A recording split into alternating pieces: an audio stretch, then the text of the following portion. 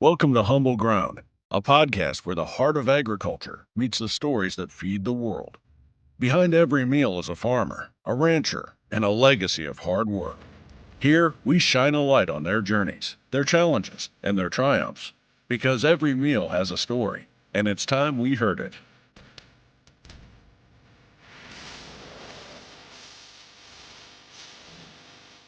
Hey everybody, welcome to the next episode of Humble Ground. Pretty excited outside of Oakley, Idaho today. I've been up here for a couple of days. Blake and I met almost 3 years ago now, and we've kind of been talking about this particular trip and the coming trips to document potatoes and other things that they do here. And so while I was up here, I said, you got to get on the podcast and we got to talk. Blake's been an avid listener, which I appreciate. But I think we're going to have a really good conversation. So without further ado, Blake, thank you so much for taking the time. Oh, thanks. Thanks for the opportunity. Yeah, it's neat. Tell me a little bit about kind of your first memories. Go back to dad or grandpa, and where it all began for you. So I'm fourth generation farmer on both sides, which is pretty cool. But my dad's family, through history, lost a lot of their stuff in that. And so my dad kind of had to start out fresh in the late 70s, kind of just start from nothing and build up. My mom's side, her dad died in 92 from a massive heart attack out of the blue. And so my parents were able to buy that ground for my grandma, and that kind of got us on our way. And so now we're farming about 3,000 acres, have a mother cow herd as well as about a 7,000 head feedlot. And so, yeah, my dad kind of made that thing work and has really kind of put it where it is today. Yeah, it was neat. You talked about yesterday, I think maybe this morning, your dad had made a deal with somebody else and then got the land back. Kind of explain how that worked. And yeah, so he approached some neighbors. They were going to lose the ground. The last bit of ground they had, there was 320 acres. And so he hit up some neighbors and said, hey, I'll make you a deal. I'll sell you this ground, but I got 5 years to buy it back at the same price. And so he actually went to work for those neighbors and then was able to buy back the ground. And with it came a potato contract. And so we've kind of been growing spuds since then, late 70s, early 80s, and haven't looked back. It's so neat. The first time we met, again, I was out here for harvest, so it had been 3 years ago, and got to see Idaho potato harvest, or potato harvest in general. Fascinating. And so this is kind of where the idea of Humble Ground kind of came from, realistically. You and I and Jared had talked about just doing cool content and that most people don't have a clue where their food comes from. And potatoes, obviously, are the number one consumed food, number one consumed vegetable in the U.S. And so it was so neat for me, and I come back and all those guys had just millions of questions, right? People that farmed corn and soybeans or wheat or whatever just were blown away. And so I just really want to dive into potatoes. We're going to dive into a few other things because you have a very diverse operation. But talk about potatoes and the planting process. It seems fascinating to me.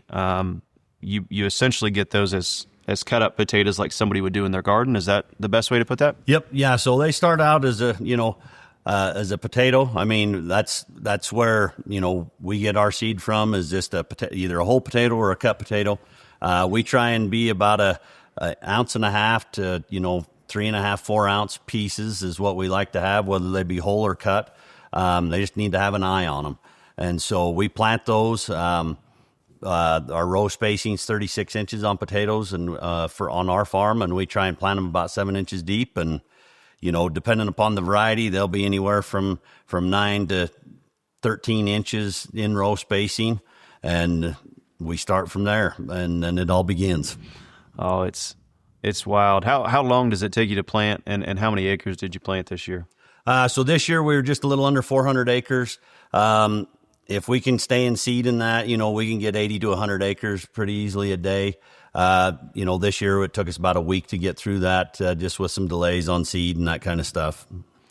It's wild. And we're actually sitting in, which is a cellar's is the technical term. So these, to me, are what, 300 feet, 250 feet, yeah, something about like 300 that? feet. And this is where they all get brought at harvest, which was one of the coolest things to watch. If you get the opportunity to, I really think you should go check it out, because it's just fascinating to see where French fries come from. So when you get to the middle of the season, we got to go see planes flying on your stuff. You have all irrigated acres, is that correct? Yeah, so everything we do is all irrigated. We're only about an average rainfall about 10 to 12 inches a year. So we live in the desert. And so without water, I mean, the weeds have a hard time growing even. Yeah. I had somebody ask, and I bet you could shine a little light. Tyler Hildebrand, who is a good friend of mine and has listened to a lot of these, asked, how's come potatoes get grown in Idaho as comparative to where we're from in Kansas or other places? What's the differentiation here?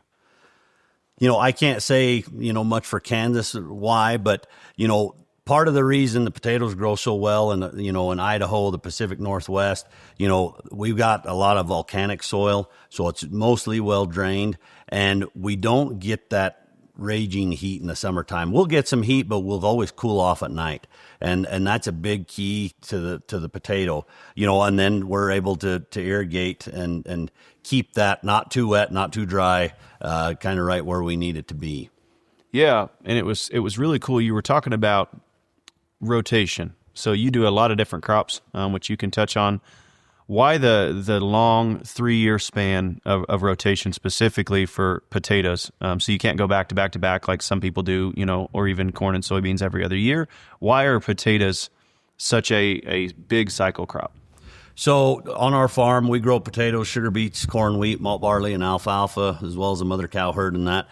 And potatoes are very susceptible to a lot of diseases. And they're hard on the soil. They take a lot of nutrients to grow.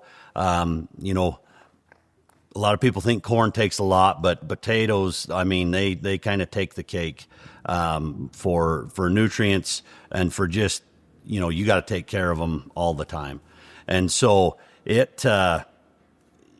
you've got to have those years in between to kind of help build the soil back up and kind of get rid of those diseases.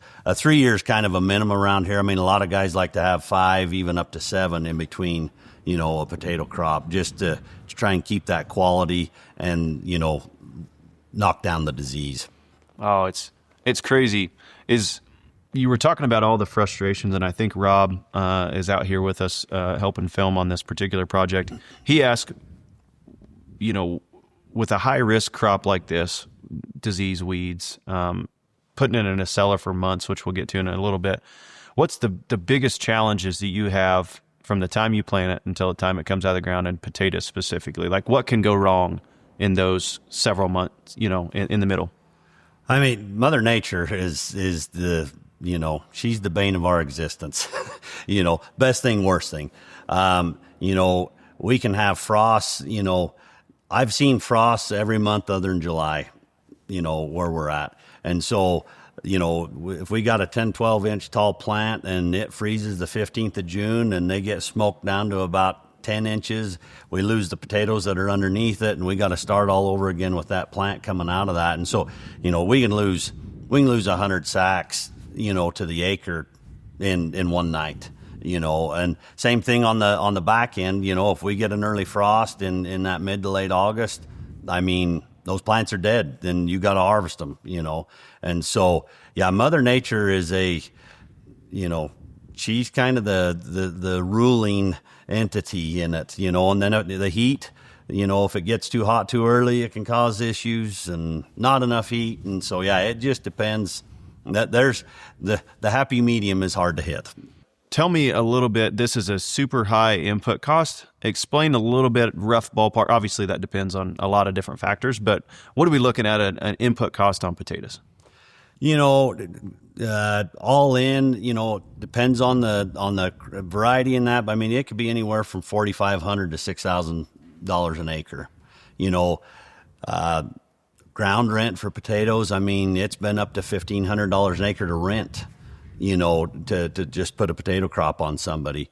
And so, let alone inputs, depending on who the grower is, can be anywhere from 300 to 500 units of nitrogen in the year, not to mention your PKS, all your micros and that kind of stuff, and then your disease suppression and preventive stuff like that. And so, yeah, it can add up really, really quick on potatoes with the expenses.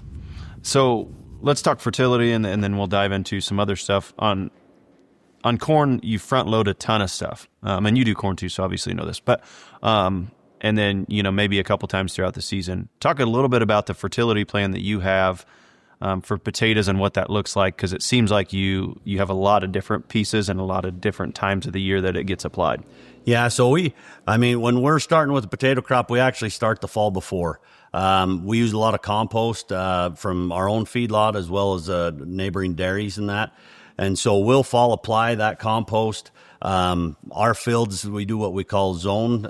We zone those fields. So a 160 acre field might get broke up in anywhere from 4 to 8 zones, depending on the topography.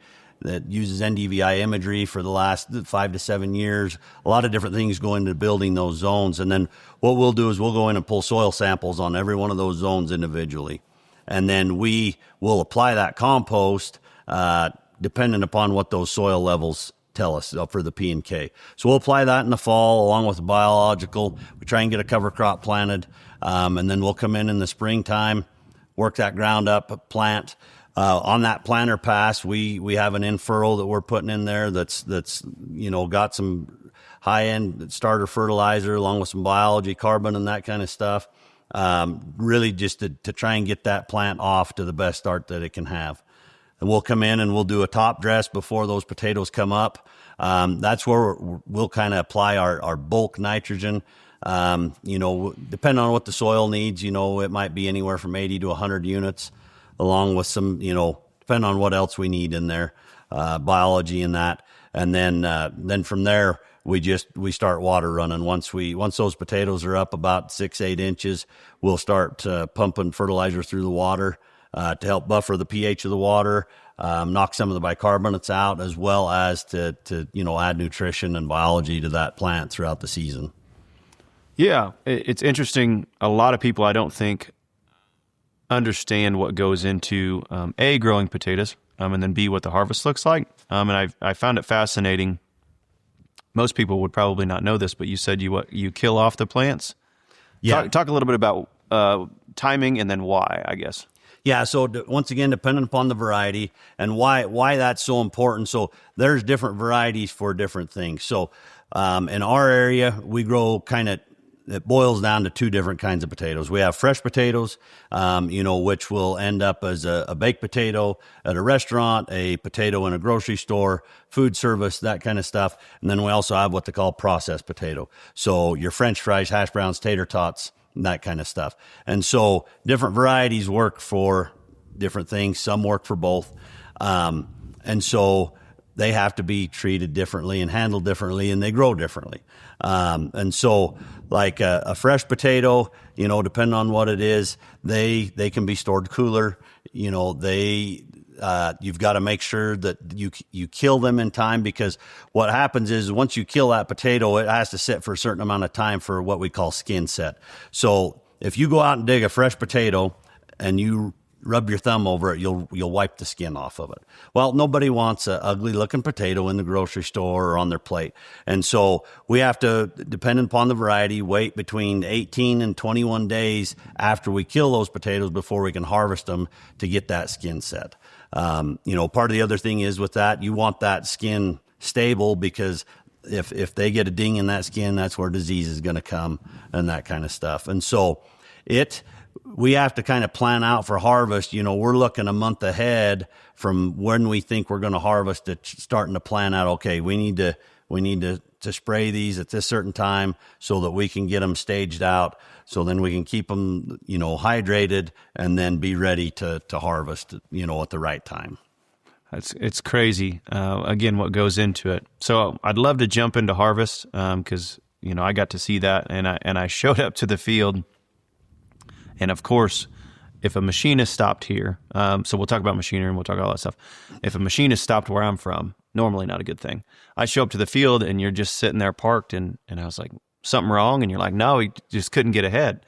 Or you didn't want potatoes to get ahead. What's the reasoning on that? Was it air temperature? What was the reason that you didn't want potatoes laying out in the air?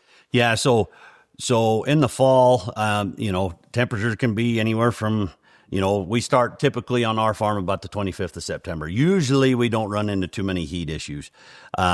You don't want to put a hot potato into storage. And what we do is, so we have just a temperature probe that we will actually pulp. We call them pulp with the potatoes, read what their internal temperature is.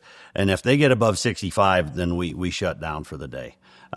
We want them cooler than 65, because if they go in hotter than that, more than likely you're going to have issues with those potatoes in storage. And so we don't want them laying out in the sun, waiting to get picked up, because then they just heat up, and then you'll get disease issues once you're inside the storage. And so once again, Mother Nature plays a big factor into, every process that we have with the potatoes. It's crazy. And I would assume if you miss harvest by a week because of Mother Nature, that's a big problem. Oh yeah. I mean, especially on our farm, we don't have enough equipment or enough people that we're harvesting one crop at a time. And so, we'll start into potatoes, 25th-ish of September, hopefully finish up first week of October, change a few things over after a couple of days, and then we're into sugar beets. Sugar beets take a couple weeks, and then we get done with that, try and do a little bit of groundwork, and then we're right into harvesting grain corn. And so it's kind of nonstop, from mid-September till the snow flies before we get much of a break, from harvesting. Yeah. So during harvest, and again, this cellar here, talk about how many people it takes, how many machines are you running, and I'd love to talk yield. I think people will be blown away at how many potatoes you can get in an acre. So let's start with the machinery. What do you have to pull it out of the ground? What do you have to get it here? And then how do you get it into the cellar? Talk about that process. So we run two pieces of equipment in the field. One of them is called a windrower or a crossover, depends on what area you're from. And what that piece of equipment does is, on our farm, we have a 4-row. And so it takes 4 rows, picks them up, and then lays them over into 4 rows that have not been dug yet. And then we'll have the harvester, which will come behind it, and it digs those 4 rows that it just laid in, plus the 4 rows that are in the ground. And so the harvester will ultimately dig 8 rows. It will try and separate, the job of the harvester is to get them out of the ground, separate as much dirt, and vines, whatever else is in the field off, and then load them into a truck.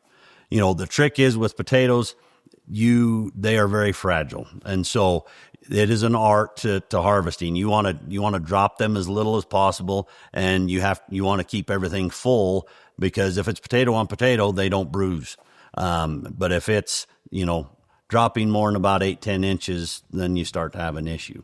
So then we'll get them on trucks. Then the trucks will bring them here to the cellar, where we'll have multiple pieces of equipment that will work to get the dirt out, and then also convey them and then stack them inside the building. Yeah. How much will a building like this hold? So this building, where we're sitting at, this side of the building will hold about 10 million pounds. There's another side just like it on the other side. So this building will hold about 20 million pounds.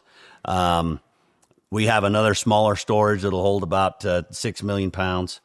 There's probably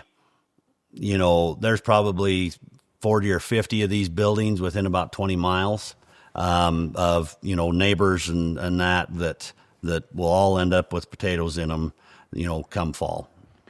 What's a good harvest look like per acre? How do you calculate? It's not bushels. So how do you calculate that? And again, what target number do you try to hit? And what's maybe a great year that you've hit? Over your last 20 plus years. So potatoes are measured in Idaho, are measured by the sack or a hundredweight. So 100 pounds of potatoes is a sack.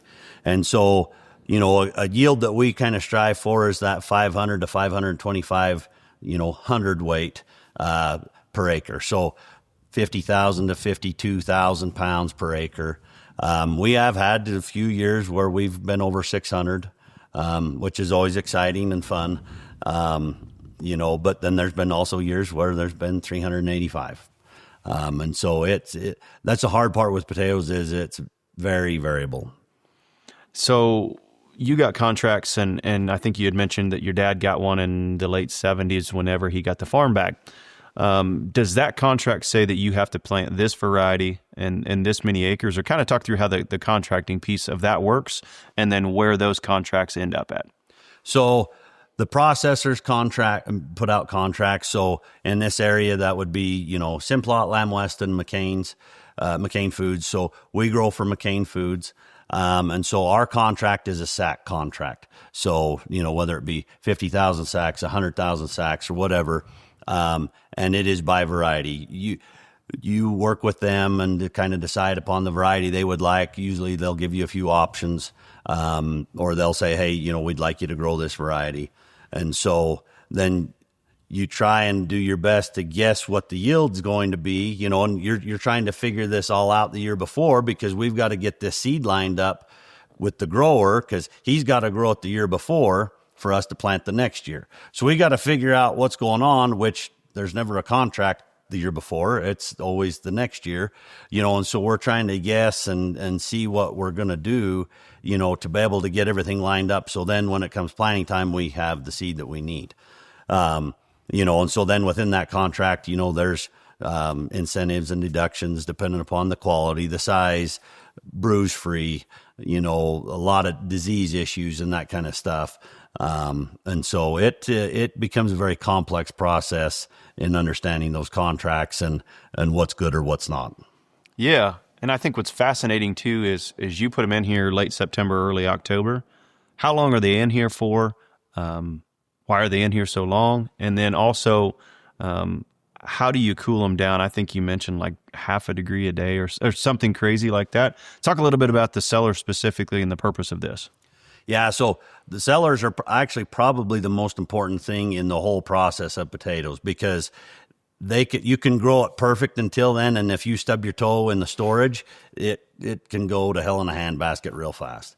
And so, yeah, it just depends on what variety we've got and what we're going to do with them as to what temperature we'll end up storing them at. So I go back to that 65 degrees. And so what we try and do, kind of going through the process after we've closed the building up, we try and get them down to 55 degrees and maintain that for about a week or two to let them what we call heal.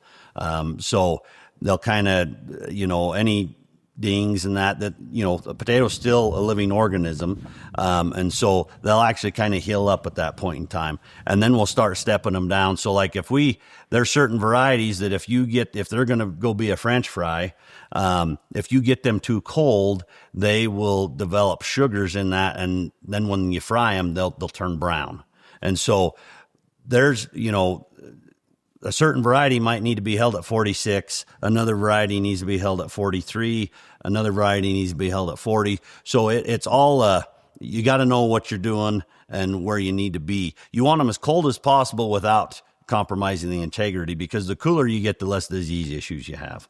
And so if we could have a potato that'd store at 40 degrees, all of them, that's heaven, because very little disease. They don't want to wake up and sprout. But not all potatoes can handle that temperature. And so it's very tricky, so the cellars, they are computerized control. We have large swamp coolers in them. So we'll add moisture to the air. It'll take outside air, mix it with inside air. Some cellars, even have air conditioning units on them. None of ours do.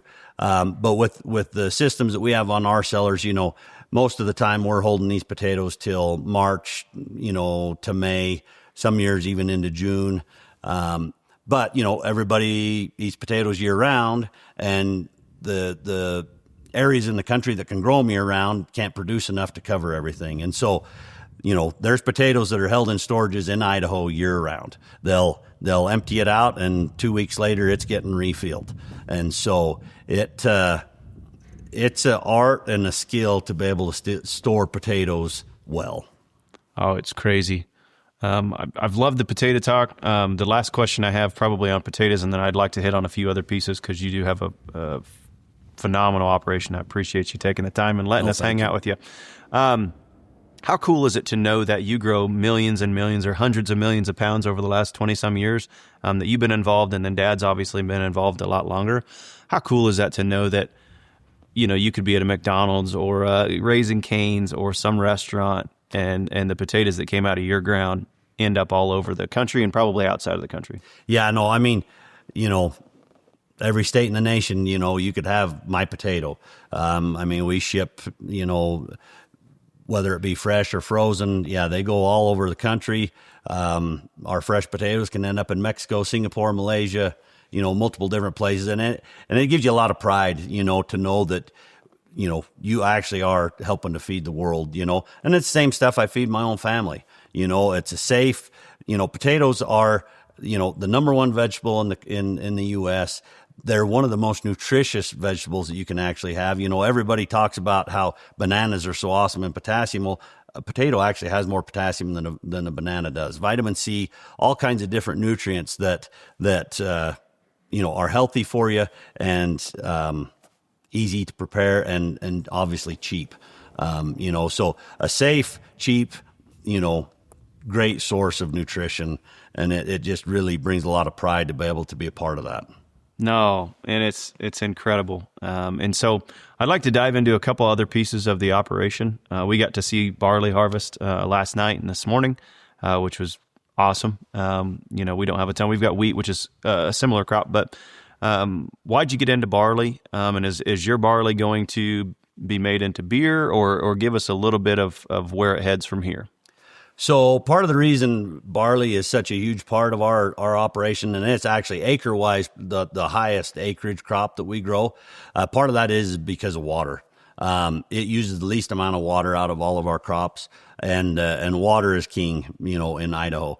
And so there's not enough water that we can just, we can't grow corn, sugar beets, and potatoes on every acre we've got. We don't have enough water for it.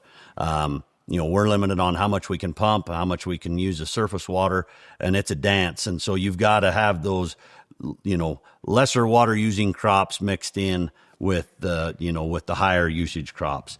And so barley works really well because it's the first thing to come off, uses the least amount of water, and most years you can make a little bit of money at it. And so our barley ends up with a malting company. They'll sell it to multiple different locations, whether it be, Coors or AB or whoever it is, well as a lot of craft breweries and that kind of stuff. And then even into the, malted cereal and that kind of stuff. And so it can end up at a number of different places throughout the system. Well, neat. We've talked about potatoes, which is a crucial piece. Now we've talked about beer. Now we just need to finish out on steaks, I think. So you've got a beautiful place. We'll be posting videos of it, and we'll be out here several times over the next probably 9 or 10 months. But you've got 7,000 head feedlot, and then 900 mama cows. Is that right? Yep. That's a lot of steaks. That is. Yeah. Talk about that a little bit. I mean, that's got to take a lot of people to keep that moving. It was really cool. Your dad was talking about some stories about moving the 900 10 miles and driving them through a little town of Oakley, which is about the same size of the town I grew up in. What's your favorite part about the cattle, and how come you all have gotten into the cattle when you have so much stuff going on the crop side? So the cattle deal kind of initially started, my dad growing up, they actually had a small dairy. And then that kind of went by the wayside. And then the cattle deal, my mom's dad actually had cattle all growing up. Just kind of a small herd, 60, 80 head. And when he passed away, he was actually in the middle of purchasing another set of brothers out, that had some more cattle on our range ground. So we during the summer, we run on Forest Service allotments. And so, we have X amount of head that we can take up there, and we're in a grazing association there. And so they were in the same grazing association. And so he was in the middle of purchasing that permit from them. And so that was kind of when we got into the cattle deal. We ended up purchasing that, following through with that and purchasing those from them. And so that was kind of where the cattle deal started for us. Now we're actually the sole permittee holder on that grazing association. And so like you said, we run about 900 head of mother cows, calve those out every spring. My younger brother actually kind of takes care of the cow side of it and the feedlot. I kind of manage the farm and the equipment and that, and keep the shop rolling. And so it's worked out very well. He was kind of drawn more to that. I was drawn more to this. And so it's worked out really well. The dynamics, my dad kind of rides herd over us. And we do have a younger brother that actually works with his wife's family. Still involved with the cattle industry though. And so we've gotten really lucky in that the diversification didn't stretch anybody too far. And there's been a lot of years where, thank heavens, we had all of it because, we haven't yet had all of them in the toilet at the same time. And so it's really been able to, help our operation grow and, sometimes like right now, I mean, it's hard to grow the farm. Land costs are so high and the market's not there to be able to support that, but we can add on to the feedlot, like right now we're in the middle of about a 2,000 head addition on there, and be able to feed more. And we have a lot of good, some very good clients that keep us filled up throughout the year, as well as our own cattle in there. And so it's been one spot where we could really be able to expand and help kind of put money back into the operation. And I think diversification is huge. You all, like I said, have a lot of moving pieces. I don't know when you ever sleep, to be quite honest with you. But my wife asks the same thing a lot of times. I bet. Well, she's got to be a sweetheart to put up with all the hours that go into, again, probably not having much for time off to keep everything moving. But again, I think diversification is a huge piece. And a lot of people that come from outside the farming industry don't understand that there's really good years in certain things and really bad years. Well, if you only do certain things, really hard to ride that ship out. No, that's exactly. But what's the most rewarding thing to you over all the years that you've been doing this? Why keep doing it? Ultimately, it's my kids. I've got 4 kids, ages 11 to 2. 2 older ones are boys, 11 and 8. And, and it's hard because I'm more in a management spot now. And so I can't always take them with me because, I've got a meeting or I've got this or that, but being able to have them with me, can't fit the whole family in the cab anymore, but I still do all the planning on the potatoes, all the harvesting, same thing with the sugar beets and that. And so I do get to spend a fair amount of time in the cab. And so, I have that opportunity for them to be there, and be involved with it. They, they're both involved with 4-H. In our area, we have, sugar beet projects, potato projects. And so they're able to take part in that, and just seeing them wanting to be involved with it. And, and ultimately you hope is a good way to raise a family. I credit my work ethic with, what I was taught by my grandpa and my dad, that I mean, if it's going to get done, you just got to do it, and so figure it out. And it served me well, I think. No, it's a phenomenal operation you have. I've got 2 more questions, and I, again, cannot thank you enough for putting up with us, and I look forward to the next couple of trips that we're going to make up here.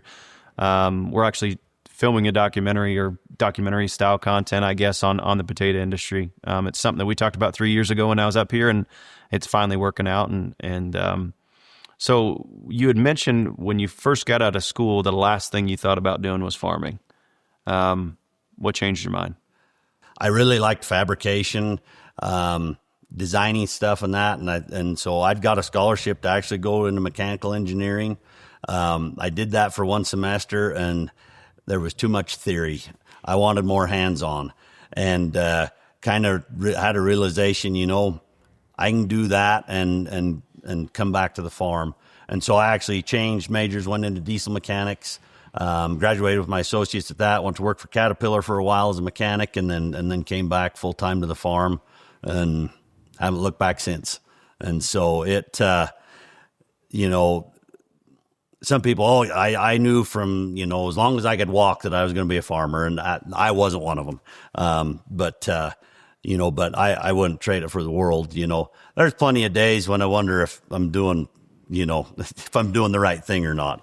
But when you look back at it all, I wouldn't trade it for anything. Oh, that's awesome. What's the future look like for you all? Not only on the operation, but is that something that your kids, obviously they're really young, and I'm sure you want them to do something that they enjoy. But what's the future look like for you all, looking 10, 20 years out?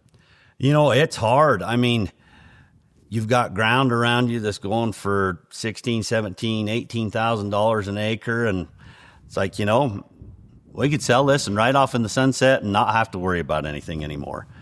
But at the same time, the soil, the ground, I've put a lot of blood, sweat, and tears in it. I've got a lot of good guys that depend upon us, for a job.